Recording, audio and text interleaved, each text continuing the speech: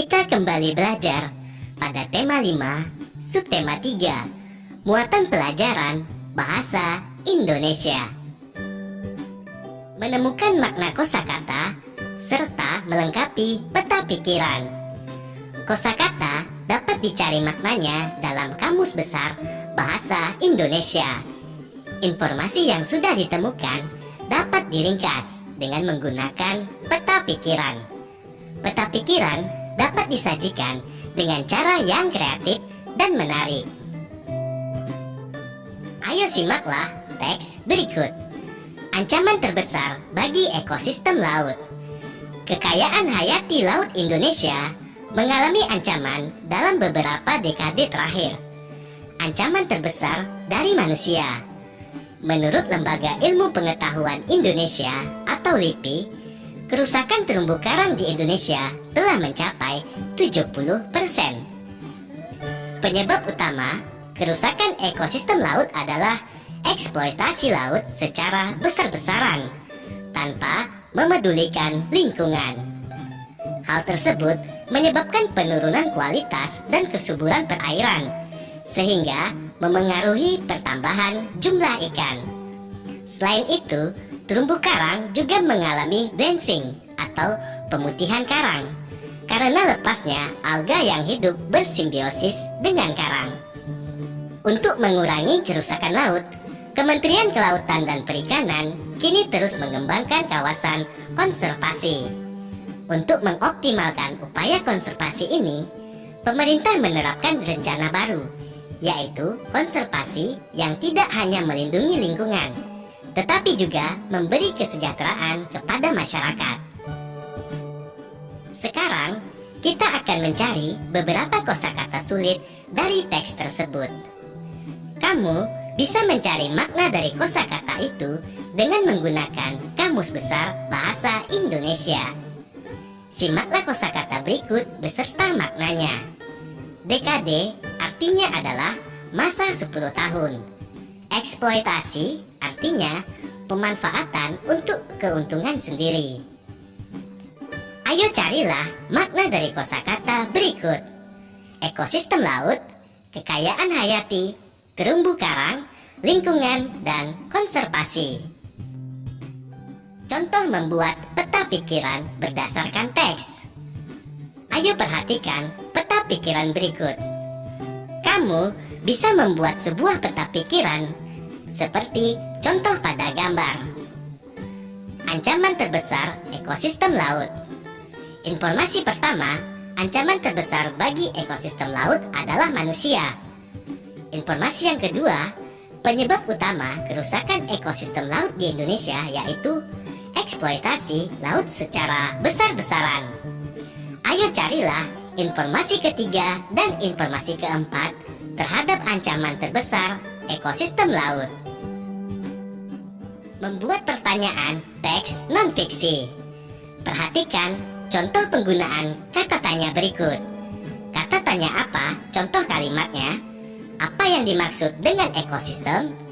Kata tanya mengapa? Contoh kalimat. Mengapa ekosistem harus dijaga? Kata tanya di mana? Contoh kalimatnya. Di mana ekosistem air tawar berada? Kata tanya kapan? Contoh kalimatnya. Kapan terjadinya perubahan ekosistem? Kata tanya bagaimana? Contoh kalimatnya. Bagaimana terjadinya perubahan ekosistem? Dan kata tanya siapa? Contoh kalimatnya. Siapa yang bertanggung jawab menjaga keseimbangan ekosistem? Menyimpulkan informasi dari teks non-fiksi. Menyimpulkan berarti menyaringkan informasi berdasarkan apa yang telah diuraikan. Untuk menyimpulkan informasi dari teks non-fiksi, kamu dapat mengacu pada hasil identifikasi teks non-fiksi berupa ide-ide pokok teks. Kamu dapat menyampaikan ide pokok dari dalam tabel atau peta pikiran ke dalam beberapa kalimat menggunakan bahasamu sendiri. Selain itu, kamu juga perlu memperhatikan pemilihan kata dan ejaan yang kamu gunakan saat membuat kesimpulan teks. Mencari dan menyimpulkan informasi penting teks non-fiksi.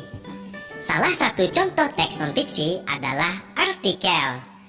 Artikel merupakan sebuah tulisan yang berisi informasi yang disajikan berdasarkan fakta dan biasanya terdapat dalam majalah atau surat kabar.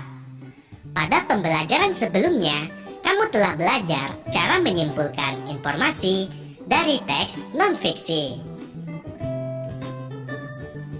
Cara untuk menyimpulkan artikel sama dengan menyimpulkan teks non-fiksi. Carilah ide pokok dan kalimat utama dalam setiap paragraf artikel. Selanjutnya, buatlah kesimpulan yang mencangkup semua informasi penting dalam artikel dengan bahasamu sendiri. Membuat peta pikiran. Langkah-langkah membuat peta pikiran yaitu: langkah yang pertama, tuliskan ide pokok dari setiap paragraf. Selanjutnya, temukan kata kunci pada setiap paragraf. Langkah berikutnya, rangkailah ide pokok atau kata kunci tersebut menjadi sebuah bagan. Langkah berikutnya, catatlah informasi-informasi penting dari teks. Ayo perhatikan contoh peta pikiran berikut. Kamu bisa membuat peta pikiran seperti contoh pada gambar.